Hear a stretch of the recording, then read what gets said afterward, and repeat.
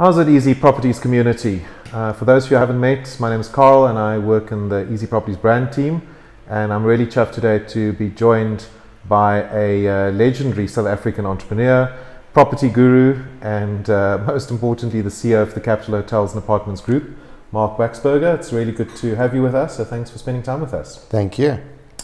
So we're going to keep this really focused on Marc's story, because I know that there's lots of interest from our community, and currently we've got a Capital product on our platform.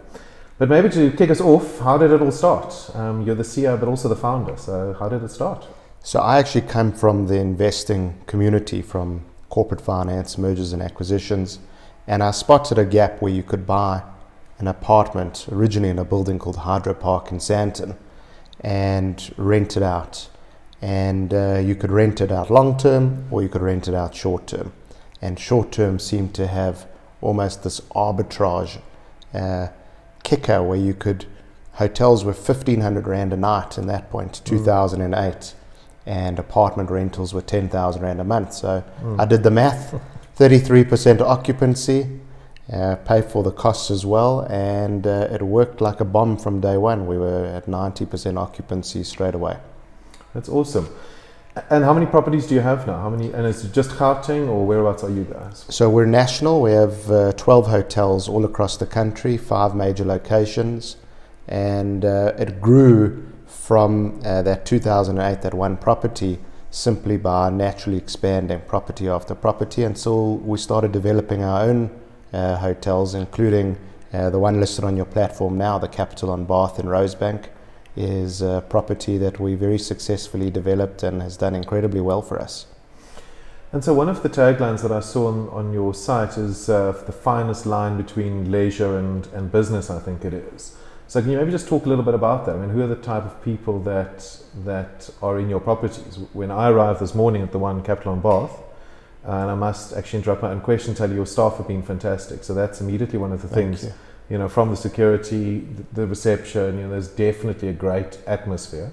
But seem to be a diverse bunch of people sitting in the breakfast area, having coffee, etc. So who generally occupies the spaces? So people are people first and foremost. You know, we used to define them as that's a business person and that's someone who's here for leisure. And COVID definitely blurred the lines. People are staying longer.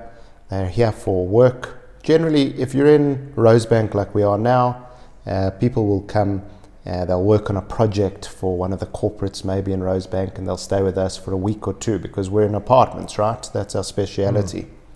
And then there'll be people, and they'll live, and they'll want to have their leisure side. They'll want to use our facilities, our gym, our garden. They'll want to just take a walk around the corner to the Keys Art Mile and live their life. So we never box anyone in, and apartments are a particularly great opportunity to have people stay longer, which is what they do, and they live their life. It's their home away from home. Yeah, and I mean, we're in one of those apartments, and it's 3-bedroom apartments. I think it's also great you've got a mix, you know, 1, 2, 3 bedrooms. And we'll put some images up with this recording and interview, but the views here are spectacular, and it's quite an unusual view, and I think at night time it's probably even more beautiful. So certainly a great place to be based.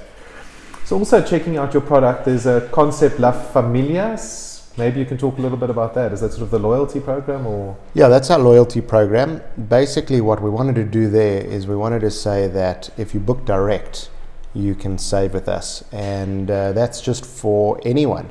We didn't want to limit our loyalty to, and we didn't want to make it difficult. You know, there's these loyalty programs with the points, and we said, let's keep it simple. We like book direct with us, you can get 18% off immediately. And then we took it a step further for some of our big corporates, where they're able to log on to our website, and they can get their fixed corporate rate through La Familia, or a dynamic up and down rate depending on demand. You know, we like hotels are like the airlines today. As there's demand, the price per night goes up. As the demand drops, the price goes down, but there's always a discount off even our lowest prices. Yeah. And in terms of future expansion, what do you look at for when you expand? I mean, what's important for you in terms of location, your partners, what? So I think for every property investor, they should know location, location, location. That's Is that still step true one. after all these years? It's still true, I promise you. What's interesting now is if you think about the booking platforms that are out there, the aggregators, let's just say you go onto booking.com, you don't actually appreciate the location as much as the old days. In the old days, if you didn't drive past it, you wouldn't have known that it's there. Now everything's online. So you can get away with the secondary location from that perspective. But fundamentally, when you think about property, there's always going to be good times and bad times in property. In bad times, generally, that's actually the time to buy. People are so scared and things are discounted, that's actually the time to buy. But in the good times, you find that all property does well. In the bad times, you find that the one that had the best location is the one that's most resilient to a down market.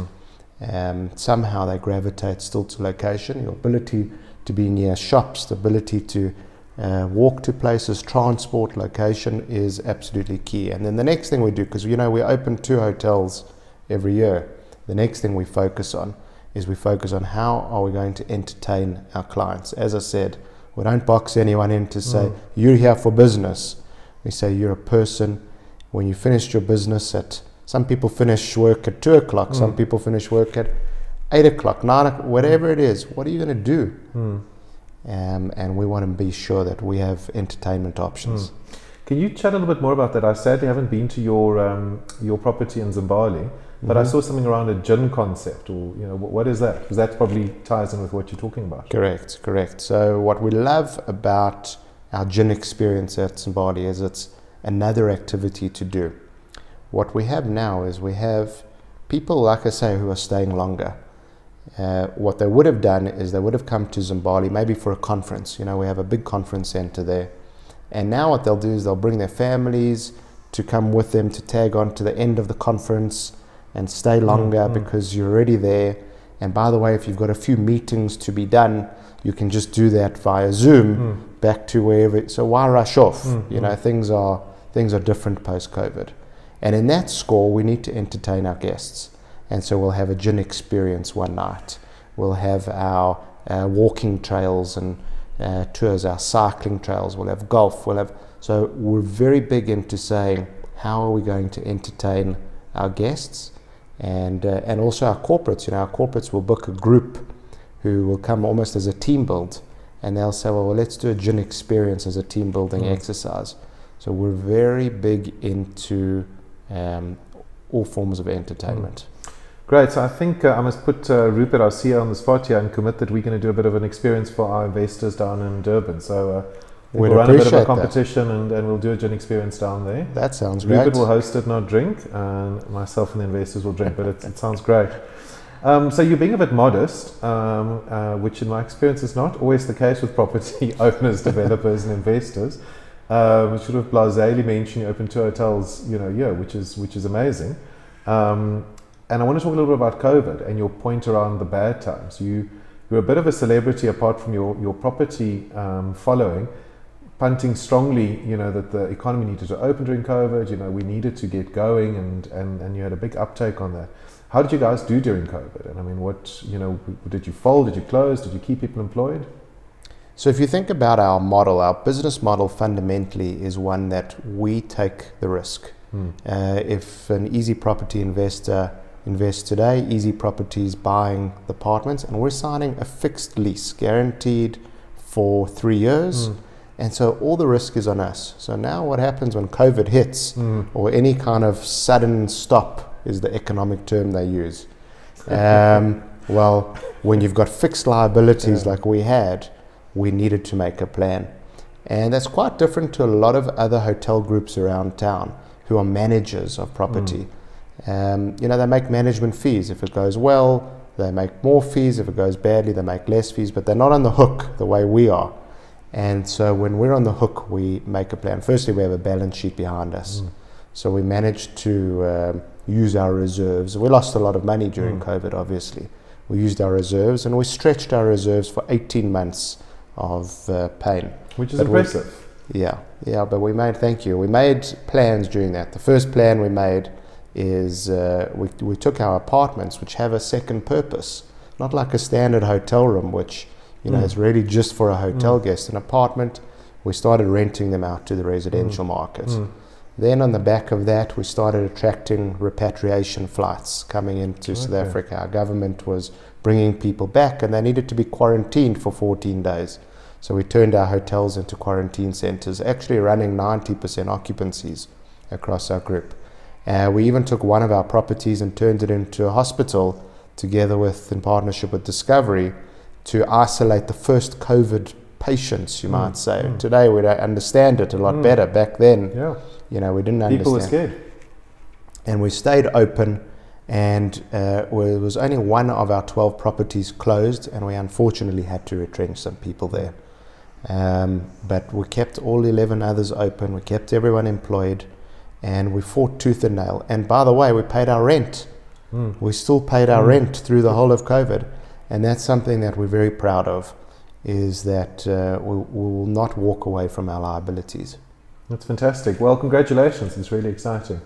So a couple of general questions, and judging by your dress sense, I know the answer to this, but sneakers or suit, what's your preference? Always sneakers. If it's suit, what are you selling me? Tesla, Ferrari? Tesla. I love the EV market. I love being green. I want to help save the planet. And by the way, the power out of those Teslas is unbelievable. I have not driven a Tesla, but I have been in a Tesla. Okay. And I felt that power. It's unbelievable. Okay. And you spoke about location in terms of property, but if you had to pick a property to buy for personal use now, where in South Africa? Joburg, Cape Town? I mean, what's your preference? Durban? Where? One thing I'm really adamant about is get a deal, and there are plenty of deals available now all across the country. It actually is a great time to buy. So Cape Town is an unaffordable city. If you can go and buy in Cape Town now, wow, this is really an opportunity. So Cape Town, I'd say. Cool. So our community loves a deal, and it's been really great chatting to you. And I'm very excited not only about Capital on Bath, but also future opportunities that EasyProperties can explore with you and your team. But congratulations, and thanks very much for allowing us the opportunity to work with you guys. And if you've got any other property tips, we'll make sure we put your socials, group socials on ours, and get our community to follow you. So thanks very much, Marc. Appreciate it. Thank you.